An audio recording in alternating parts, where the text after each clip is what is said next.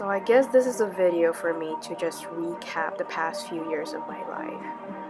It's about the feelings between 2014 and 2018. These years were the most eye-opening for me, where I've gained some understanding of who I am as a person, at the same time bettering myself as an individual. So I guess I'll just start from the very beginning of it all. When you hold me tight. 2014 was a year when I was making a huge transition in life. Moving on from high school to university, I was pretty lost in terms of what I wanted to pursue in life. The first month of college was especially hard for me, as my naive self got out of a relationship with not many people to depend on. This is where my closest friends in university come in. They have invited me for so many dinners, brought me on adventures to places far away, and we even ended up staying together under the same roof the next year. Until this very day, I am extremely grateful for the friends I've made in high school. We've hung out for almost 8 years and counting, and we still never run out of topics to talk about. Along the years, I found comfort in just doing nothing when hanging out with these people. No need to go to malls or going to the movies. Sometimes just having their presence there was all I needed to feel some comfort.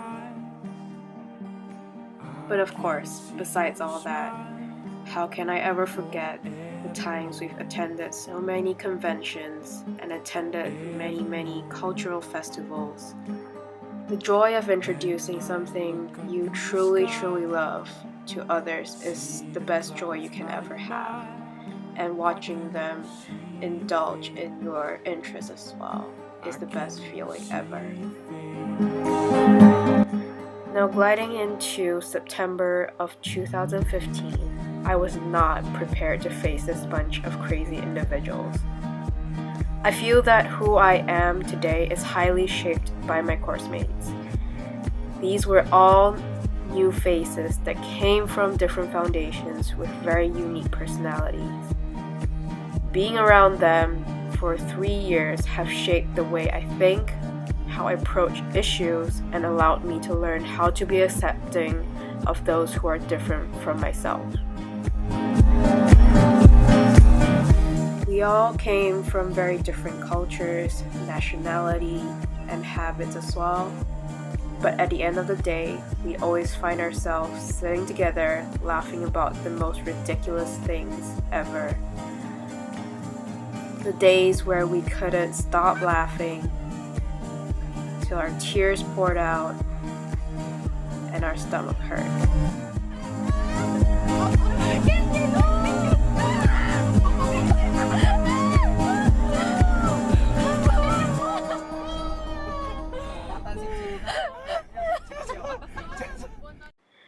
But of course, the 3 years we have spent together has not been a completely smooth ride. We had our fair share of good times, going on road trips, following trends, and sometimes bonding over drinks. There was also the hard times, when there was a lot of miscommunication and misunderstanding due to our inability to handle each other's contrasting personalities and thoughts. Fast forward to 2017. The first half of the year was definitely not pretty due to a loss in our family.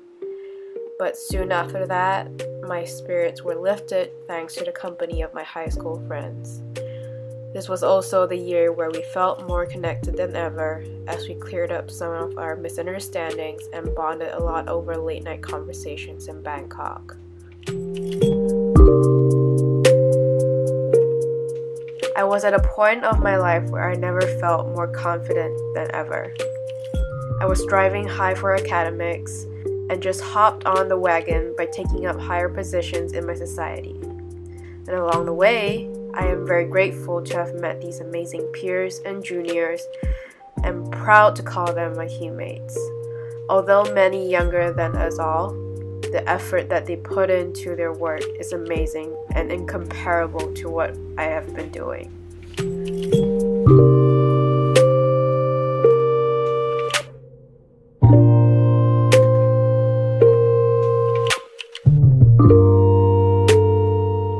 Moving on to 2018, what can I say? I started off the year by attending a concert that I would have never imagined attending. The decision made was very spontaneous, but never regretful. I had the time of my life. Attending a rock concert is just exhilarating and out of this world. No words can describe how I felt at that moment. Followed by another concert for AMA in March, which was a breathtaking experience. This is also the year where everyone is in a panic and rush. With our deadlines coming up, we all seem like lost little lambs scurrying around, looking for answers and solutions. I am so utterly grateful for all the help that I've been provided by my course mates and supervisors, meeting up for discussions for individual assignments, helping each other out on deadline day. Deadline day was definitely a day no one can ever forget. Now, although these two people have been my best friends for nearly half my life, we have never traveled together before, not even on a road trip within the country. So I thought, why not bring them to the country I love the most, Japan? Besides, they've never been to Japan before, and I saw it as a good opportunity for us to bond. Now you see, even though we are close to one another, there always seemed to be a barrier between us all after graduating high school. This trip was essentially organized in hopes that I could break that tension.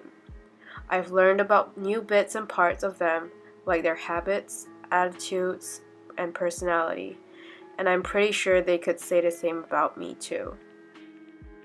I'm extremely glad that I made this trip happen for us all, because I've definitely missed our company together. I'd like to dedicate this final bit for two specific people, my roommates. I can still clearly remember the day I first met the both of them. Peggy already had a lasting first impression right off the bat. She was extremely friendly, talkative, and loud. I doubt that people would forget her existence. I'm so grateful for all the help she's given me throughout the years, fixing things in the house, laughing our asses off, and having a relationship like no other could understand. I still remember Jasmine inviting me to dinner one day, and we pretty much started hanging out ever since. You have no idea how glad I felt at that point of my life. I felt so alone in a new environment, and you were there to reach out your hands. I'd like to give thanks for her, for sharing her feelings with me throughout the years, spreading knowledge, and providing me many doors of opportunities that I never would have imagined to ever have.